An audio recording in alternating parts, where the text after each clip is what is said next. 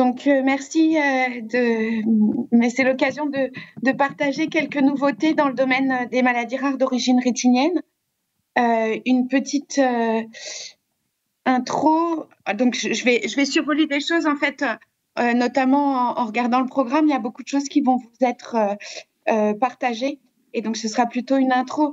Et donc, juste pour rappeler, hein, dans les pathologies rétiniennes, qui nous intéresse, il faut se rappeler qu'il y a une grande hétérogénéité et on va distinguer d'une part les pathologies qui sont stationnaires, souvent congénitales, qui peuvent être associées à un handicap significatif, mais qui ne vont pas progresser.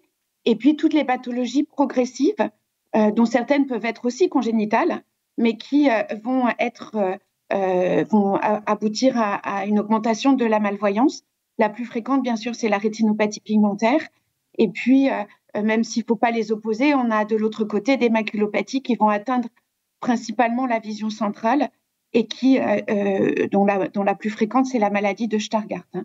Bien sûr, pour bien caractériser ces pathologies et pour supporter aussi l'innovation thérapeutique, il est essentiel de faire un diagnostic précis et celui-ci va reposer sur des tests structurels, notamment donc les examens de l'acuité visuelle, le champ visuel, des choses un petit peu plus précises qu'on appelle la micropérimétrie, l'électrophysiologie, puis l'imagerie multimodale qui a été vraiment révolutionnée depuis une vingtaine d'années, puisque maintenant on ne fait plus d'angiographie pour le documenter les dystrophies rétiniennes, mais on va faire des examens tels que l'autofluorescence qui va nous donner une idée dynamique de ce qui se passe au niveau de la rétine, ou l'OCT qui est presque une coupe histologique et qui va précisément permettre d'apprécier le siège de la dégénérescence. Ce qui se passe en fait, c'est que ces dystrophies rétiniennes, ces maladies rétiniennes génétiques, eh bien, elles sont associées à une grande hétérogénéité génétique. Et au jour d'aujourd'hui, on connaît à peu près 310 gènes qui, quand ils sont mutés, peuvent donner des atteintes qui vont être diverses, qui peuvent être soit toucher que l'œil, mais qui peuvent aussi toucher d'autres organes comme l'audition. Et donc, ça augmente la complexité de la pathologie qui, je vous le rappelle, touche aussi un tissu rétinien, la rétine étant constituée de cellules nerveuses qui, chez l'humain, ne se régénèrent pas. Alors, voilà, donc il peut y avoir des modes de transmission variés et pour bien sûr permettre de mieux comprendre, on va proposer systématiquement aux patients une recherche génétique. Et en France, on a beaucoup de chance puisque dans le cadre du plan France médecine génomique, on a la possibilité d'avoir accès à une analyse du génome qui va permettre d'approcher précisément la cause génétique, en sachant qu'il y a encore beaucoup de choses à découvrir. Et malgré ces techniques de séquençage au débit qui vont aussi générer beaucoup de bruit de fond et qui nécessitent d'être confortées parfois par des analyses beaucoup plus précises en laboratoire, il y a encore des personnes qui se retrouvent avec des défauts génétiques non caractérisés. Et donc, il y a besoin de permettre de pouvoir compléter plus ce paysage de la génomique et de la génétique, puisqu'on pense qu'il y a encore des nouveaux mécanismes génétiques à découvrir. Et c'est essentiel pour soutenir la recherche thérapeutique et pouvoir se porter candidat pour la plupart des essais thérapeutiques. Un exemple, notre groupe, avec la participation du groupe d'Isabelle Meunier, a identifié un nouveau gène récemment qui a été publié et qui complète en fait le paysage de toutes ces dystrophies rétiniennes. Alors effectivement, il n'y a pas de traitement. On va vraiment conseiller aux patients d'éviter tout ce qui va être toxique, bien se protéger du soleil, surtout ne pas fumer, éviter les médicaments rétinotoxiques et surtout les dérivés de la quinine. À une époque, on pensait que la vitamine A pouvait avoir un effet, mais depuis 2023 et une publication de l'équipe qui avait porté la vitamine A, en fait, on s'est aperçu que finalement, ça ne faisait pas de différence. On va essayer d'avoir une bonne hygiène de vie, etc. Et bien sûr, de se faire bien accompagner, utiliser les aides optiques et le handicap. Et ça, c'est important quand on parle d'innovation. Ça commence déjà comme ça. Alors, les approches thérapeutiques innovantes, va y avoir quand même deux axes. Soit on veut stopper l'évolution de la maladie, voire peut-être restaurer un petit peu, soit on est dans le domaine de la restauration visuelle. Alors, pour stopper l'évolution, la grande révolution dernière, c'est ce qu'on appelle la thérapie génique. Dans le principe, eh bien, on doit utiliser un véhicule, un transporteur, comme un virus, mais à l'aide d'un virus en particulier, on va apporter du matériel génétique au contact d'une cellule cible qu'on veut guérir ou bien que l'on souhaiterait protéger et pour prévenir la maladie. Et donc, ça peut être plusieurs approches. Soit la cause génétique est associée à une perte de la fonction du gène, et donc là, on va essayer d'amener le gène normal. Soit, en fait, la cause génétique va être associée à une sorte de toxicité. Donc, si on amène le gène normal, ça ne résoudra pas le problème. Ou bien le gène, il est trop grand pour être dans un virus, et donc il faut qu'on ait des stratégies ciblées et qui vont être spécifiques d'une portion d'un gène ou d'une mutation. Ou bien, peu importe la cause génétique à la base, on veut empêcher que les cellules meurent. Et donc, on peut faire par thérapie génique, apporter un gène médicament ou bien donner une nouvelle fonction et on entendra parler d'optogénétique.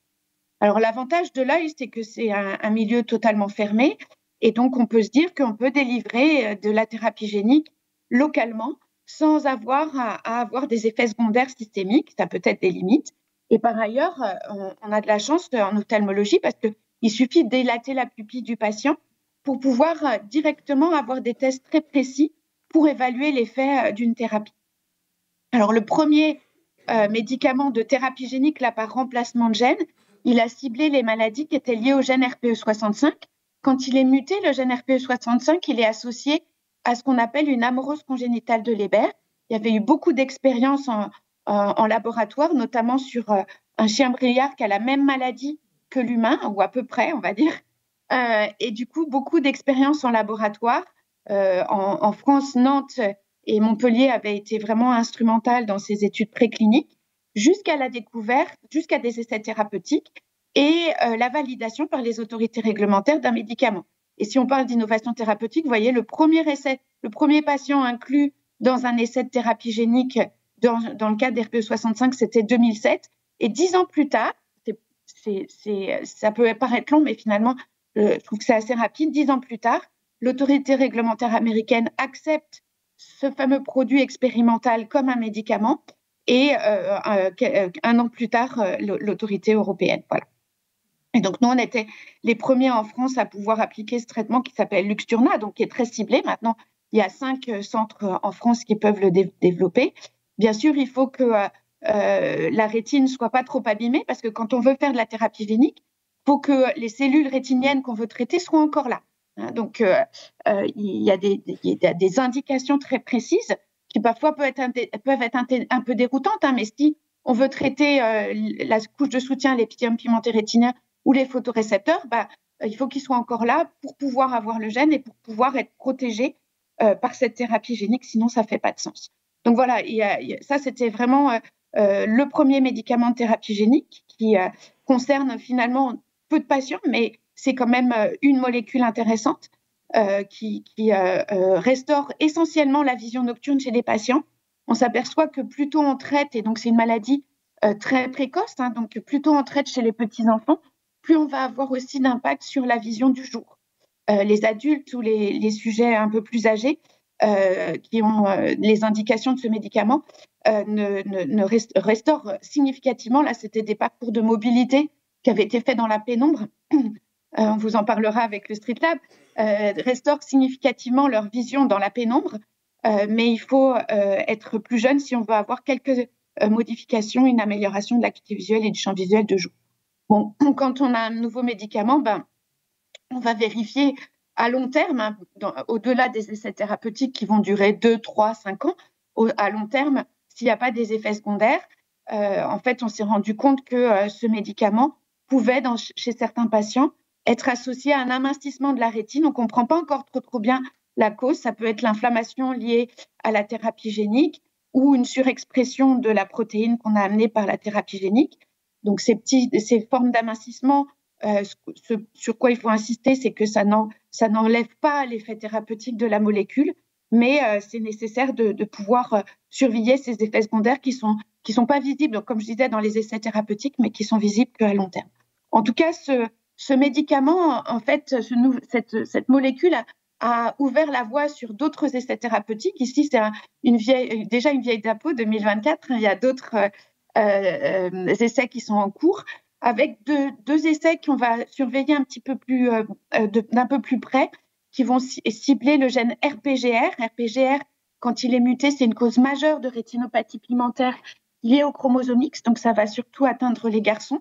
Et donc, il y a deux compagnies qui travaillent activement sur cette cause génétique. C'est la compagnie Janssen et l'autre, c'est Beacon Therapeutics. Alors, il y a des résultats un peu controversés qui ont été présentés il y a 15 jours, 3 semaines, au congrès de l'ARVO sur l'essai de Janssen. En fait, ils avaient pris en premier comme critère d'évaluation un parcours de mobilité très, très ambitieux, très, très difficile. Et en fait, au bout d'un an, ils ont montré les résultats intermédiaires à un an. Ils n'ont pas vu d'effet sur ce parcours de mobilité, c'est-à-dire une amélioration des patients dans la pénombre quand ils allaient dans ce parcours d'obstacles. Par contre, il y a des choses très intéressantes sur l'acuité visuelle et sur le champ visuel. Donc, c'est vraiment à suivre. L'étude continue. Et Beacon Therapeutics, ils sont un petit peu moins avancés, mais ils ont un virus qui délivre une séquence génétique un peu différente de Janssen, et donc c'est à suivre.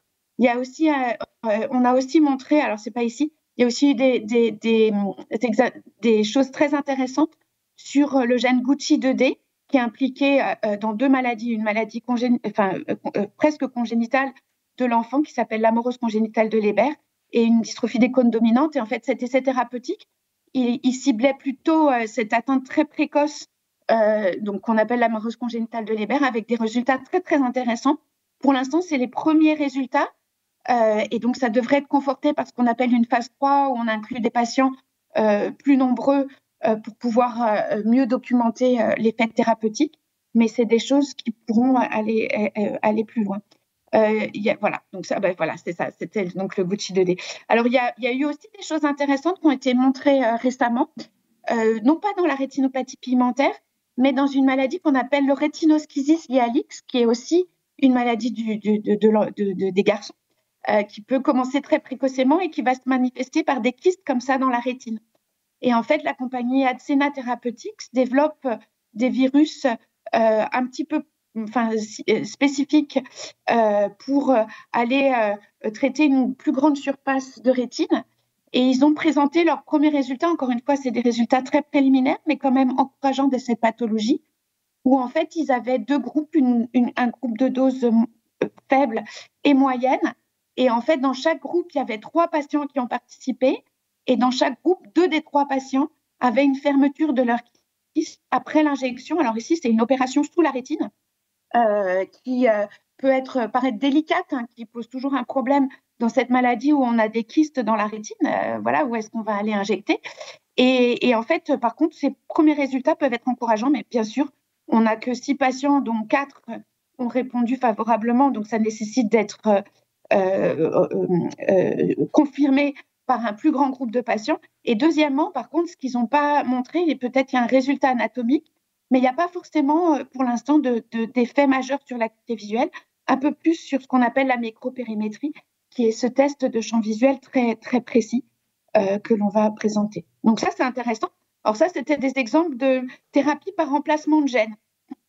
Par contre, il y a d'autres choses qui ont été développées. Par exemple, il y a eu un essai sur ces fameux silos du génome qui sont capables d'aller cibler une séquence génétique spécifique et, par exemple, inactiver une mutation.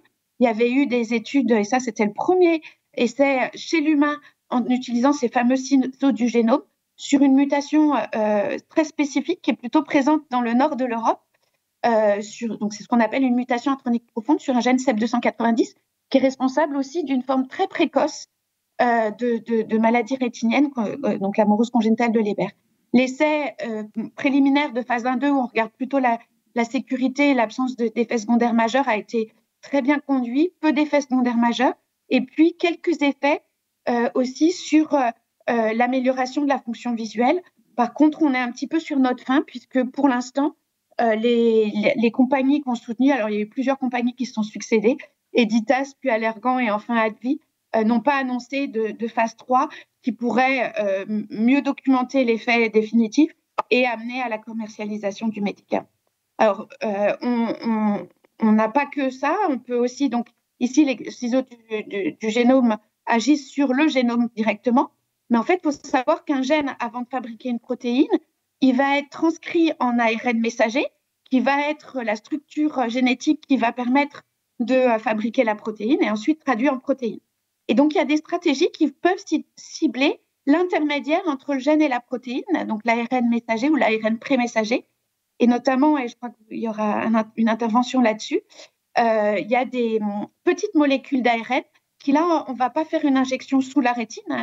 La thérapie génique, en général, c'est une opération où on va injecter sous la rétine. Ici, ça va être des injections dans le gel de l'œil qu'on appelle le vitré, des petites molécules d'ARN dont l'objectif est éventuellement de masquer une mutation et donc de masquer son effet délétère ou bien d'agir pour éviter qu'une portion du gène qui est porteur de mutation soit exprimée en protéine et donc en gros de supprimer une portion du gène muté pour avoir une protéine peut-être plus courte mais encore fonctionnelle sans mutation. Et donc, il y avait une compagnie qui s'appelait ProQR qui avait développé ces approches. Et ensuite, malheureusement, ils n'ont pas voulu continuer. Et il y a cette nouvelle compagnie, c'est Pulbio, je crois que vous en entendrez parler, qui reprend les deux produits. Et il y a 2 études qui sont en cours aux États-Unis et qui devraient arriver en Europe et en préparation pour, d'une part, cibler une mutation donc très spécifique, c'est la même que pour les CRISPR responsables d'amorose congénitale de Leber, mais aussi supprimer une portion du gène, l'exon 13 du gène H2A, qui est une cause assez pas si rare que ça, soit de rétinopathie pigmentaire, soit de syndrome de Usher de type 2, on vous en parlera. Alors bien sûr, là, je vous ai parlé de choses qui sont ciblées spécifiquement sur une cause génétique précise, mais vous avez vu qu'il y a plein de gènes et il y a même des gens qui n'arrivent pas à avoir de caractérisation génétique puisque leur gène n'est pas connu. Et donc, il y a d'autres approches qui vont être gènes indépendants qui sont développées, notamment cette approche portée par la compagnie Sparing Vision qui est l'objet, qui développe un produit qui a fait l'objet de longues années de recherche dans l'équipe du professeur Sahel et du docteur Thierry Leveillard, avec l'idée que les bâtonnets qui sont nos cellules de l'obscurité sont pas seulement utiles pour l'obscurité, mais sont capables de synthétiser un certain nombre de molécules qui sont très importantes pour la survie des cônes. Et les cônes, c'est nos cellules de la journée, c'est les cellules de la lecture, de la couleur, de la précision, c'est les cellules les plus utiles. Et donc, il y a un gène qui a été découvert qui s'appelle NXNL1, qui est capable de fabriquer deux protéines, une protéine RDCVF pour Rod Derived Cone Viability Factor, c'est une protéine, donc le facteur dérivé des bâtonnets capable de maintenir les cônes en vie. Cette protéine plus courte va agir sur le métabolisme du sucre, sur la façon dont les cônes vont métaboliser le sucre, qui leur donne l'énergie, et surtout permettre de maintenir la structure très importante qu'on appelle l'article externe des cônes, qui est la structure qui nous permet de voir, puisque c'est là où la lumière va activer toute la cascade visuelle. Donc, ce facteur RDCVF est capable d'aider les cônes à maintenir ce fameux article externe. Et puis, il y a une forme longue qui, elle, va agir plutôt sur le stress oxydant. On sait que dans la rétinopathie pigmentaire et dans beaucoup des dégénérescences rétiniennes, il y a trop d'oxygène qui arrive à la rétine. Et du coup, ça va créer ce qu'on appelle du stress oxydant qui participe à plein de mécanismes comme le vieillissement accéléré, etc. Et donc, cette forme longue, elle agirait plutôt pour empêcher ce stress oxydant. Et donc, il y a un produit de thérapie génique qui s'appelle SPVN06, qui est développé par cette compagnie, Sparing Vision, qui est comme une thérapie génique, donc dans un virus, mais qui va donc être délivré sous la rétine avec une opération très précise. Mais là, il ne s'agit donc pas de remplacer un gène, mais d'amener un gène médicament qui va permettre d'exprimer ces deux protéines dont l'objectif va être de stabiliser la vision du jour et d'empêcher que les cônes dégénèrent. Donc, il y a une étude qui s'appelle l'étude Prodigy, qui est en cours avec un centre à Paris, donc dans notre hôpital, et puis plusieurs centres américains avec une première étape qui a été très, très encourageante sur le plan de la tolérance de cette nouvelle approche de soutien à la survie des cônes, avec 3 doses testées, avec 3 patients dans chaque dose. Et comme les doses ont été bien tolérées et que la plupart des patients ont au moins retrouvé leur acuité visuelle avant l'opération, eh bien, maintenant, on est passé à l'étape 2, qui va peut-être va continuer à voir si le traitement, bien sûr, est bien toléré. Hein, c'est toujours ce qu'on fait dans les premières étapes d'une thérapie génique, mais qui va aussi inclure beaucoup plus de patients. Alors, dans cette étape 2, il y a des patients qui seront tirés au hasard, qui ne seront pas forcément traités, et puis des patients qui vont recevoir soit la dose moyenne, soit la dose forte de ce produit SPVN6. Alors, il faut savoir que les patients qui participent à cette étude, même si c'est un produit de gène indépendant, pour cette étude, il faut avoir soit des mutations sur le gène de la rhodopsine, soit 2 autres gènes qui sont PDE6A et B. Donc, c'est vraiment très, très ciblé, avec des critères d'inclusion sur la sévérité de la maladie qui sont très précis. Parce que, en fait, pour ces études, hein, il faut qu'on ait des groupes de patients qui soient à peu près homogènes, qui aient les mêmes. En fait, là, les gènes choisis, c'est les mêmes mutations ou les mêmes gènes sur lesquels, en laboratoire, l'approche avait été validée, pour pouvoir avoir des choses pour ces petits groupes de patients, pour pouvoir faire des statistiques après et pour pouvoir démontrer qu'on a une approche intéressante. Voilà, donc l'étude est en cours et il y a déjà 7 patients qui ont été inclus dans cette étude. Il y en aura 24 au total. Voilà.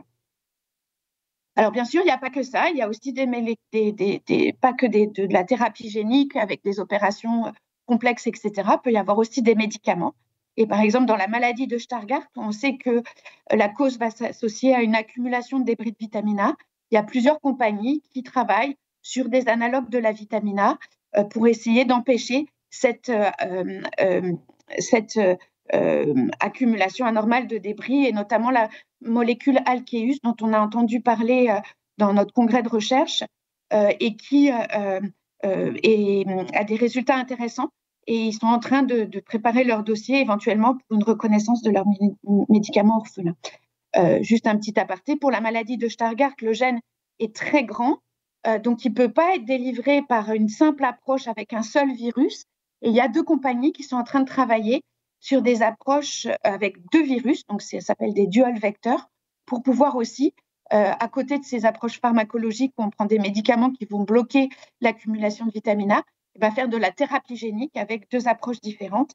Et c'est des choses qui devraient commencer d'ici dans l'année qui vient.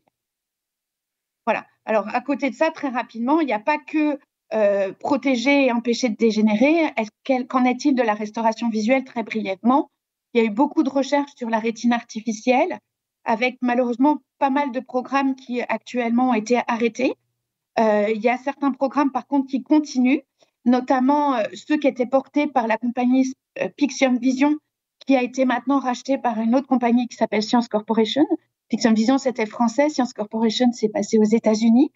Et qui là développe un implant assez perfectionné, associé à des lunettes. Donc, il y a une caméra qui va envoyer les informations à une petite puce électronique qui ici est placée de façon chirurgicale sous la rétine de patients qui ont la dégénérescence maculaire liée à l'âge, avec des résultats qui ont commencé à être publiés, qui pourraient être intéressants, en sachant que nous, on aimerait bien que ça soit appliqué aux patients qui n'ont pas que la vision centrale perdue, mais aussi la vision périphérique. Et pour l'instant, ça n'est pas une stratégie développée dans les patients, par exemple, qui ont la rétinopathie pigmentaire. Donc, c'est affaire à suivre.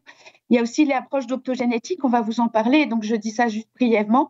Le principe de l'optogénétique, les photorécepteurs ont disparu. Ils ne peuvent plus être sensibles à la lumière. Ils ne peuvent plus générer du signal visuel puisque c'est les seules cellules photosensibles. Par contre, la rétine superficielle est toujours là. Et donc, l'idée, ça va être, par thérapie génique, d'apporter une molécule thérapeutique qui va permettre de rendre ces cellules superficielles de la rétine photosensibles. Il y a eu un premier essai dont on va vous parler avec GeneSight, qui a des résultats très encourageants. Il y a d'autres compagnies qui montrent leurs résultats, avec peut-être un petit bémol sur cette compagnie Nanoscope qui montre des résultats très intéressants en congrès, mais dont pour l'instant on attend les publications scientifiques et ça tarde un peu à venir. Voilà. Et puis, il y a aussi tout le grand champ de la thérapie cellulaire. Nous, on utilise beaucoup en laboratoire les cellules souches comme modèle de la maladie, puisque à partir d'une biopsie de peau d'un patient, on peut reprogrammer les cellules en cellules de rétine, faire des mini-rétines dans une boîte de culture ou des cellules de soutien de l'épithèle pigmenté rétinien. C'est un outil essentiel. Et à Montpellier, ils utilisent aussi beaucoup ça. C'est un outil essentiel pour mieux comprendre les maladies et peut-être tester des médicaments dans une boîte de culture. Mais il y a aussi des recherches pour essayer de greffer des choses. Alors, il y avait eu des choses qui avaient été faites dans les années 2010 sur la dégénérescence maculaire liée à l'âge atrophique, la forme sèche. Et nous, on a été impliqués avec l'équipe d'ISTEM sur aussi des greffes. Alors là, ici, on n'est pas sur des photorécepteurs, on est sur de la couche de soutien de la rétine, où on va faire un petit patch de cellules d'épithélium pigmenté rétinien, et ça a été testé chez des patients qui ont des maladies spécifiques de l'épithélium pigmenté rétinien. Les patients continuent à être suivis. Il y a à peu près 9 patients qui ont été inclus, ou peut-être un tout petit peu moins, je crois 6 patients, avec des choses qui sont bien tolérées. C'est une opération très délicate et notre chirurgien Stéphane Bertin, qui est l'investigateur dans cette étude, a développé des choses assez innovantes pour pouvoir délivrer ce petit timbre-poste de cellules d'épithélium pigmenté rétinien sous la rétine, avec des patients qui ont bien toléré cette approche et qui continuent à être suivis pour voir si ces greffes d'épithélium pigmenté rétinien peuvent avoir un bénéfice pour le patient et au moins stopper l'évolution de cette dégénérescence sévère, ou voire même donner un petit peu plus de vision. Voilà. Alors, juste pour finir, en fait, les cellules souches, elles peuvent être utilisées pour faire des greffes, comme c'est le cas pour l'épithélium pigmenté rétinien, pas encore pour les photorécepteurs, mais on commence à voir des choses intéressantes. Mais elles peuvent aussi être, en fait, certaines approches, certaines compagnies ou groupes ont aussi utilisé ces cellules souches, non pas pour amener des nouvelles cellules fonctionnelles, mais pour amener des cellules qui sont capables de fabriquer un certain nombre de protéines qui peuvent être intéressantes pour empêcher, donc ce qu'on appelle des protéines neuroprotectrices, pour empêcher les cellules rétiniennes de mourir. Donc ces cellules, elles sont comme une sorte d'usine à fabriquer des facteurs protecteurs. Et donc il y a des choses qui ont été montrées, notamment des cellules de la moelle osseuse, très spécifiques, avec des résultats intéressants peut-être pour protéger le champ visuel des patients. Ceci dit, ces recherches, en fait, quand les chercheurs qui travaillent là-dessus ou les compagnies qui travaillent là-dessus montrent ça, en fait, l'effet, il est documenté à 6 mois. Il nous manque des résultats à long terme et savoir quelles vont être ces cellules souches amenées dans l'œil qui sont capables donc de fabriquer ces facteurs de protecteurs des cellules de la rétine. Est-ce que c'est un effet qui est juste pour 6 mois? Dans quel cas, il faudrait faire des réinjections et ça pose le problème de la tolérance de l'œil à ces injections multiples de cellules?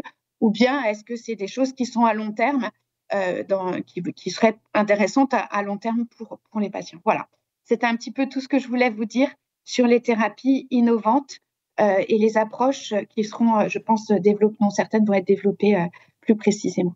Je vous remercie.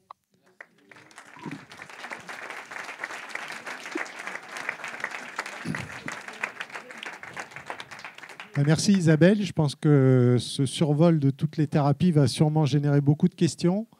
Il faut juste qu'une personne ose se lancer. Mais peut-être Isabelle, Ah oui, il y a une question. Ah. Okay. Bonjour, merci pour toutes ces informations délivrées. Il y en avait plein. Moi, j'ai 2 questions. Quand vous dites jeune, c'est quoi jeune? Alors, c'était dans quel cadre? C'était à un moment, vous avez dit pour soigner. Je pense que c'était les premiers tests là sur des patients jeunes. Donc jeune, ouais. Je sais pas, j'ai 40, je me sens un peu jeune, mais peut-être c'est pas jeune. Oui, tout à fait. Ouais, ouais. En fait, jeune, c'est peut-être pas le mot que j'aurais dû employer. C'est que pour certaines, vous voyez, il y a plein de choses qui sont développées. Et tout, en fait, pour envisager qu'il y a un bénéfice thérapeutique, tout va dépendre, donc bien sûr de l'approche, mais aussi de l'état de la rétine. Par exemple, comme je l'ai dit, si on veut faire une thérapie génique, il faut que les cellules de la rétine, notamment les fameux photorécepteurs, soient encore là. Parce que si vous amenez le gène au contact de la rétine et que la cellule, elle n'est plus là, le gène, il ne va pas avoir son effet thérapeutique. Donc, on sait que, par exemple, pour le RPE65, on a vu des patients qui étaient dans leur... Comme c'est une atteinte très précoce, quand on a 40-50 ans, même si on est jeune, je suis d'accord avec vous, l'état de la rétine, dans le cadre de cette pathologie, elle est trop avancée pour pouvoir un bénéfice de la thérapie génique. Par contre, il y a d'autres maladies. J'ai montré l'exemple du rétinosclérosis hyalix, où la rétine peut être en très bon état jusqu'à l'âge de 40-50 ans, et où ça pourrait être des approches. Ça va vraiment dépendre de chaque sous-groupe de maladies. Il n'y a pas qu'une seule rétinite pigmentaire, il y a plein de rétinites pigmentaires. Et on a l'habitude de dire qu'il y a autant de rétinites pigmentaires que de patients, vous voyez. Ouais. Donc, ça va surtout dépendre de l'état de la rétine. Donc, c'est pas tant l'âge, c'est surtout l'état de la rétine, quoi. Voilà. Et l'approche qu'on veut appliquer pour avoir un bénéfice. Et j'ai une deuxième question, j'en profite. Vous y étiez sur le traitement SPVN06 et oui. J'ai pas compris les gènes. Enfin, est-ce que le gène cité PDE6A et B? Oui, c'est ça. Ah, okay. C'est les trois gènes, c'est rhodopsine, PDE6A et B. En fait, c'est des gènes qui sont exprimés uniquement dans les bâtonnets. Et aussi, c'est les gènes, pour l'instant, sur lesquels, au niveau expérimental, dans nos petites souris, nos petits rats, c'est là où l'approche thérapeutique a été la plus documentée. Donc, c'est pour ça que dans cette première étude, c'est ciblé sur ces trois gènes-là. Et donc, il y a 7 patients en cours de test, en phase 2, et jusqu'à 24. Ça va monter jusqu'à 24 patients. Voilà. Alors, on n'est pas en fait, c'est une phase 1-2.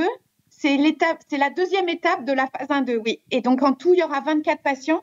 6 patients qui seront tirés au hasard pour pas recevoir la molécule, mais servir de contrôle. Donc, ils vont être suivis de la même façon que les patients opérés.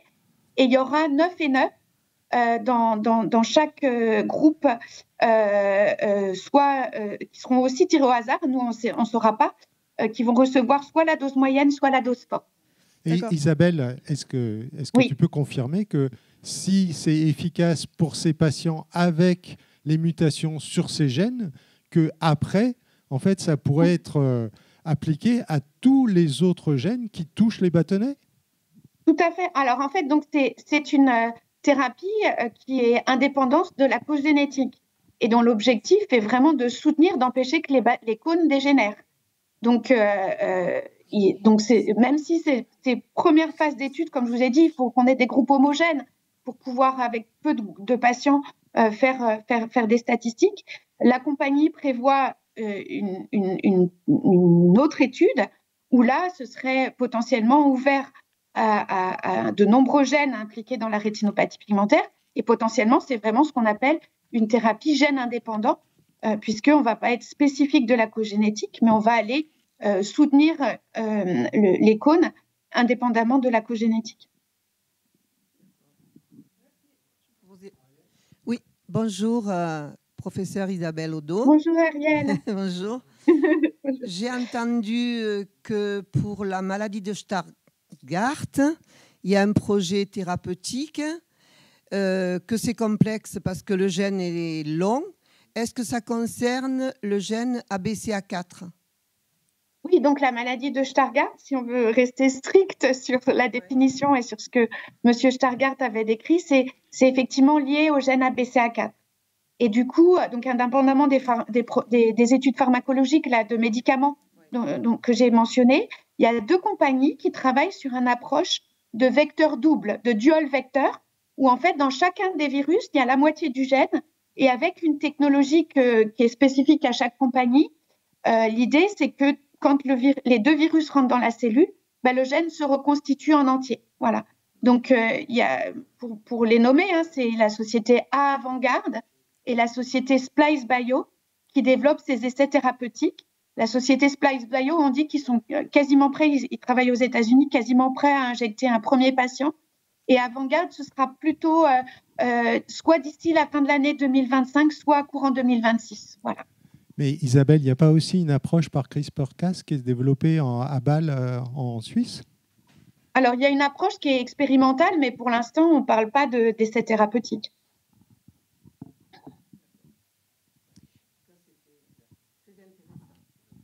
Isabelle? Oui, juste un rappel, dans le Stargardt, il y a la problématique de l'atteinte centrale. Donc c'est Isabelle. Dans le Stargardt, on a a priori une atteinte centrale initiale. Donc, contrairement aux rétinites pigmentaires où le centre va être longtemps préservé et la thérapie génique a pour objectif d'apporter la copie dans la partie centrale de la rétine pour lui permettre d'être de nouveau fonctionnel.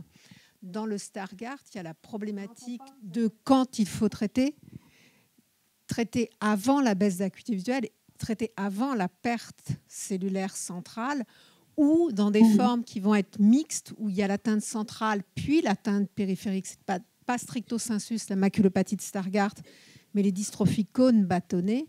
Là, la thérapie génique peut avoir du sens pour protéger la périphérie. Donc, c'est toujours cette distinction qu'il faut bien avoir. Les maculopathies, les atteintes de la vision centrale, la thérapie génique doit être proposée avant la baisse d'acuité visuelle, ou sinon, on doit revenir au traitement idéal, qui est l'apport du couple épithélium pigmentaire photorécepteur fonctionnel, implanté y compris dans la zone centrale, pour pouvoir permettre une réhabilitation visuelle. Ouais, c'est ce qu'on disait, c'est le problème de ce qu'on appelle une fenêtre thérapeutique, c'est-à-dire que si on veut avoir un bénéfice fonctionnel, il faut que les cellules elles soient encore là. Donc pour le Stargardt, c'est très précis. Oui, alors, je ne sais pas bien la formuler, mais c'est un peu d'un point de vue pratique. Moi, j'ai appris que j'avais une rétinite il y a à peu près 20 ans et on m'a dit, il n'y a rien à faire, il faut juste attendre. Et là, j'entends, donc, je sais que c'est génétique. Pour mes enfants, on m'a dit, il faut juste attendre.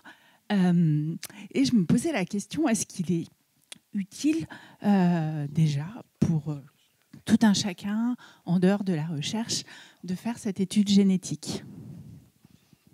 Alors Isabelle pourra aussi répondre que moi. En fait, en 2025, nous, on encourage et on propose dans nos centres de référence, que ce soit Montpellier ou les autres, systématiquement une recherche thérapeutique pour plein de raisons. Alors, ça peut être pour évaluer effectivement le risque de récurrence pour vos enfants, mais aussi on sait maintenant que si vous voulez vous porter volontaire pour un essai thérapeutique, la plupart des essais thérapeutiques actuels sont quand même très ciblés sur une cause génétique et que du coup, si on ne caractérise pas la cause génétique, c'est difficile de pouvoir proposer un essai thérapeutique à un patient.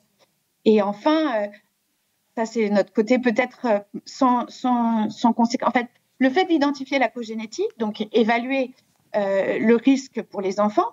Deuxièmement, peut-être avoir un peu plus une idée, même si chaque personne est différente et c'est toujours difficile d'évaluer le pronostic visuel, mais d'avoir un peu plus une idée de comment les choses vont évoluer.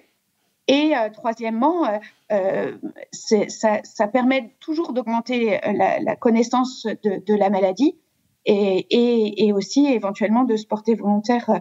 De la même façon, on conseille fortement à tous les patients d'aller au moins une fois dans un centre de maladies rares, de la filière. On est organisé en filière sans gène pour pouvoir être référencé et le jour où il y a quelque chose d'intéressant, pour pouvoir être informé. Et comme on disait tout à l'heure aussi, l'idée c'est que si on veut pouvoir faire un peu un profil d'évolution de la maladie, pour pouvoir peut-être un jour par IA prédire où vous allez être, c'est vrai que c'est important que chaque année, on vous voit pour pouvoir faire ce profil d'évolution. Je ne sais pas, Isabelle. Alors, mais peut-être Isabelle. Pas chaque année, parce que sinon, Serge, premièrement, on fermerait tous nos centres. Et deuxièmement, pour des pathologies qui évoluent lentement, il n'y a pas forcément besoin d'être vu tous les ans.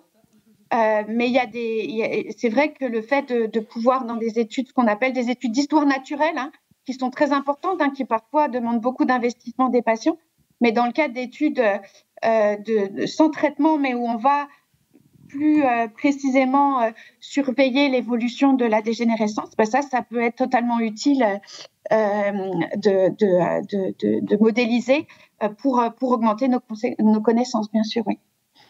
Oui, il y avait juste un point. Dans les thérapies qui sont... Quand on fait les analyses génétiques actuellement, avec le génome, On est à la louche, grosso modo, à 80% de patients pour qui on a une réponse du gène impliqué. On a à peu près 15-20% de patients pour qui on ne sait pas, toujours à l'heure actuelle, quel est le gène impliqué, mais ce chiffre va diminuer au fur et à mesure des génomes et de nos connaissances de nouveaux gènes, plus rarement impliqués. Donc les thérapies agnostiques, où on va apporter des facteurs de survie pour les cônes, elles s'appliquent à ces gens qui sont dans une impasse génétique potentiellement. Et même si les gènes pourraient être impliqués à la fois dans les cônes et les bâtonnets, le fait d'apporter un engrais de maintien des cônes, puisque quand les bâtonnets disparaissent, cet engrais n'est plus produit, ça a un effet protecteur. Mais le traitement idéal, il reste quand même le plus spécifique du gène, d'où l'intérêt aussi d'avoir l'étude génétique. Et ça permet de donner avec certitude le risque de transmission. Et donc aussi d'encadrer le projet parental éventuellement. Mais comme Isabelle l'a dit, ce n'est pas parce qu'on fait une étude génétique qu'on aura forcément une réponse, parce qu'il y a encore des cas qui restent inconnus pour la science actuelle, quoi. Voilà. Alors ça peut vous paraître déconcertant parce qu'on dit, on sait le génome, on le connaît en entier. Le génome, c'est simplement 4 lettres, un ATCG, donc c'est facile à écrire. C'est un peu long.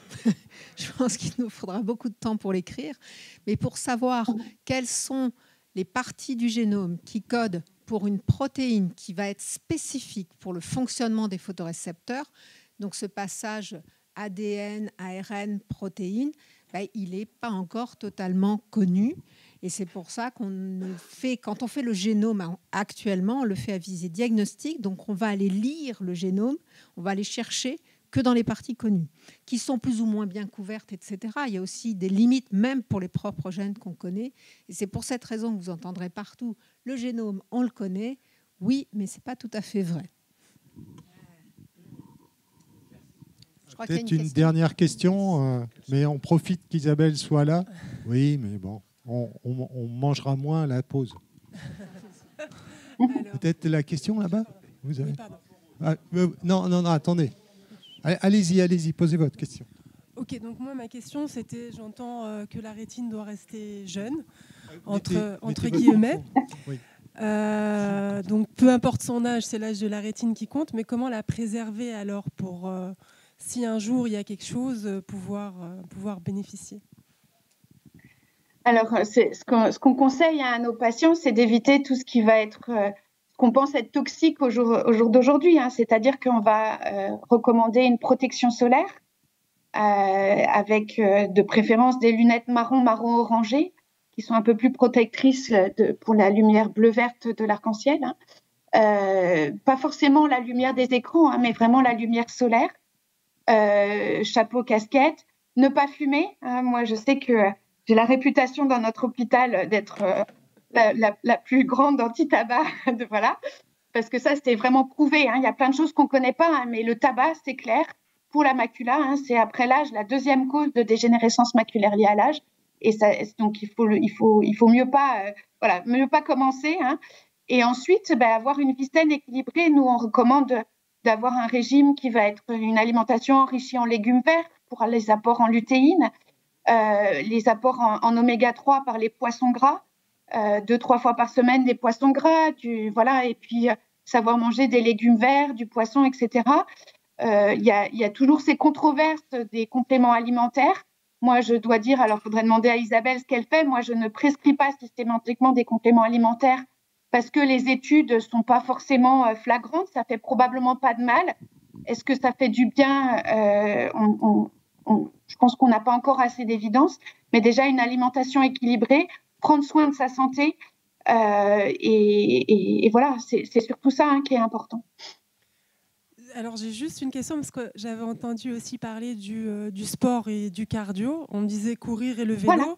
C'est un peu compliqué quand on n'y voit pas bien. Oui, donc comment faire le cardio? Prendre soin de sa santé. Ça fait partie de prendre soin de sa santé. Voilà. On en parle cet après-midi spécifiquement. Voilà. Super.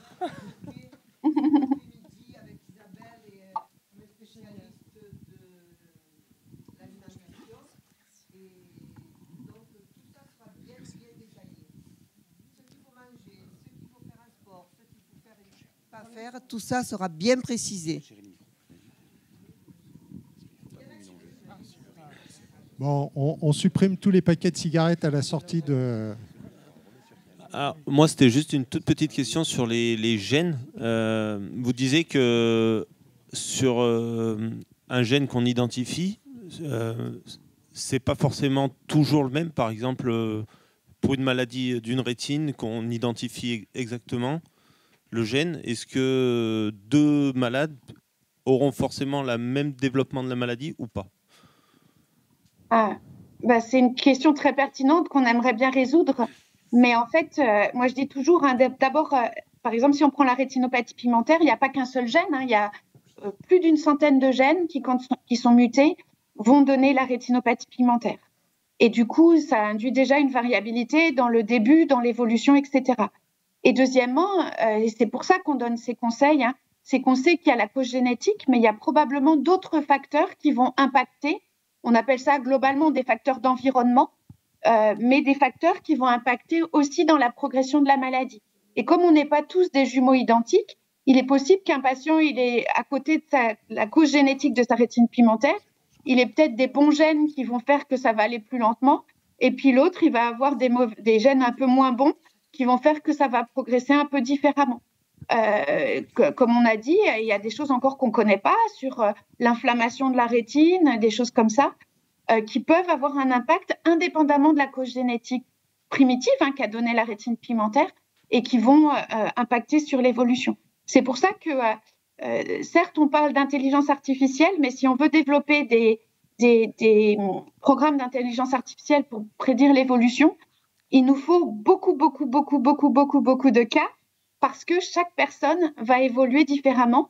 Et c'est aussi pourquoi, dans les essais thérapeutiques, ça peut paraître un peu déroutant parce que comme chaque personne est différente, eh bien, ça va créer des variabilités qui font que du coup, pour trouver des choses statistiques, c'est parfois difficile à documenter.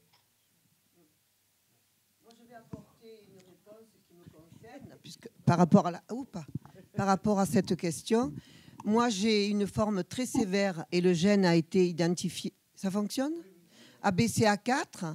Et mon neveu, moi, à 30 ans, je n'y voyais plus. Mon neveu a le même gène, donc ABCA4. Il a 35 ans et il a une bien meilleure vue que j'avais moi à l'âge de 14 ou 15 ans. Donc, vous voyez que ça peut être une évolution différente tout en ayant le même gène identifié.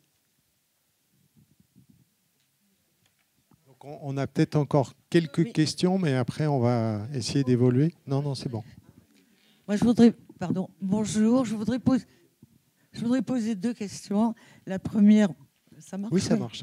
La première me concernant, j'ai une rétinite pigmentaire autosomale dominante. Voilà, il me reste encore une partie de vision centrale qui est, ma foi, assez bonne. Et par contre, la vision périphérique, je ne l'ai plus. Donc, est-ce qu'il y a possibilité de faire quelque chose à ce jour ou rien? Voilà. D'autre part, je fais partie d'une famille, la plus grande famille de rétinopathie pigmentaire française. Bon, c'est pas un honneur. Et ma deuxième question, j'ai un neveu qui apparemment a la maladie de Stargardt, donc qui perd la vision centrale, mais qui a une très bonne vision périphérique. Et il est allé à Nantes et on lui a dit « Monsieur, on ne peut rien faire pour vous ». Donc il est complètement démoralisé. Et je voulais savoir s'il y a quelque chose à faire ou pas. Voilà, merci. Alors, soit moi, soit Isabelle peut répondre. En fait, alors déjà, nous, dans nos centres, on ne dit jamais qu'on ne peut rien faire, parce qu'il y a toujours des choses à faire. Et on a déjà parlé de l'hygiène de vie, etc. Et ça, c'est très, très important. Il y a aussi la réhabilitation visuelle, parce que moi, j'ai parlé des thérapies innovantes, mais j'ai voulu en parler un petit peu. C'est très important de pouvoir être pris en charge par une orthoptiste, par un opticien basse vision, par un instructeur en locomotion. C'est vraiment très, très important avant de parler de thérapie innovante. Sur la rétinopathie pigmentaire autosomique dominante, comme on l'a dit, moi, j'ai parlé surtout d'essais thérapeutiques. Pour l'instant, à part RPE65, on n'a pas encore un médicament prouvé. Donc, sur la rétinopathie pigmentaire autosomique dominante, comme on l'a dit, ça va dépendre de la cause génétique. J'ai mentionné l'étude Prodigy qui s'applique au gène de la rhodopsine, qui est en cause dans la rétinopathie pigmentaire autosomique dominante. Alors, je ne connais pas votre... Oui. D'accord. Donc, si ça vous intéresse, mais ça faudrait voir aussi avec votre ophtalmologiste, vous pouvez vous porter volontaire pour l'essai thérapeutique de Prodigy. Si vous avez la mutation qui est documentée et si vous avez... Donc, il y a des critères de sévérité quand même dans ces premières étapes. Mais c'est une possibilité si vous avez envie de vous porter volontaire pour l'essai thérapeutique. Mais j'ai été suivie pendant plusieurs années au 15-20, donc je pense que mon dossier est là. D'accord. Alors, il faudrait que vous donniez votre nom peut-être à Monsieur Picot qui me le transmettra. D'accord.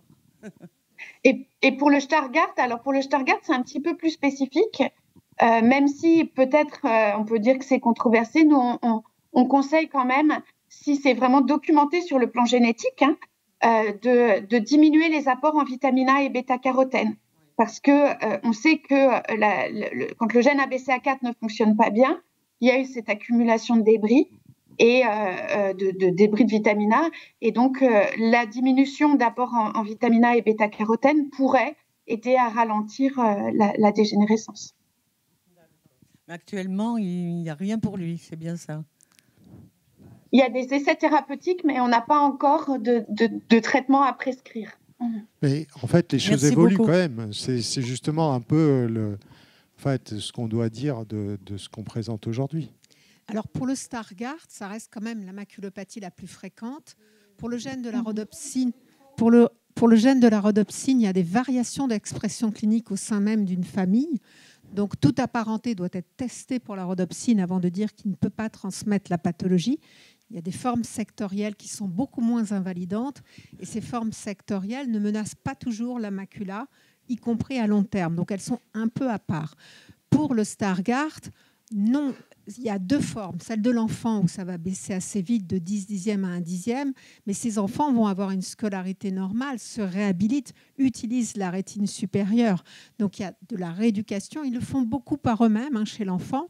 Puis après, il y a la forme plus de l'adulte qui va être une atteinte péricentrale. Et la gêne péricentrale, ça fait qu'ils perdent la souris sur l'écran, etc. Mais ils ont 10 dixièmes. Et ce 10 dixièmes, ils vont quand même le garder longtemps, d'autant que c'est chez l'adulte.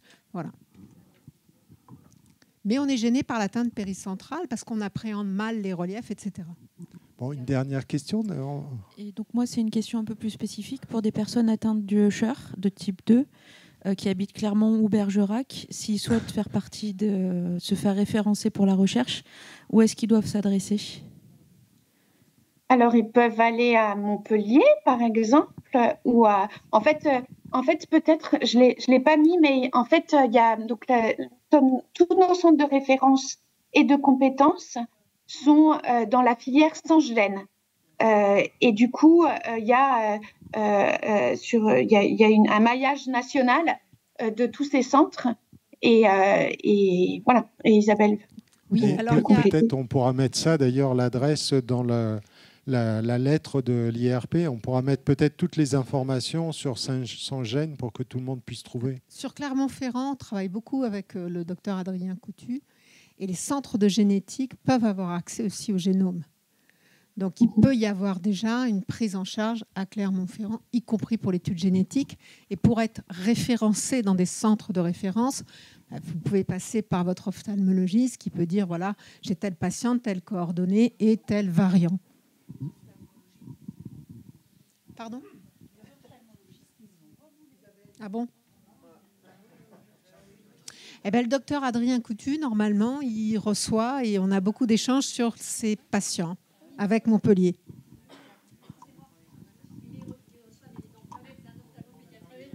Oui, mais je pense que vous pouvez lui demander d'être vu en tant qu'adulte sur ça, parce qu'il m'adresse aussi des dossiers d'adultes. D'accord. Bon, on va peut-être donner la parole à Magali. Merci beaucoup, Isabelle, de t'être mobilisée.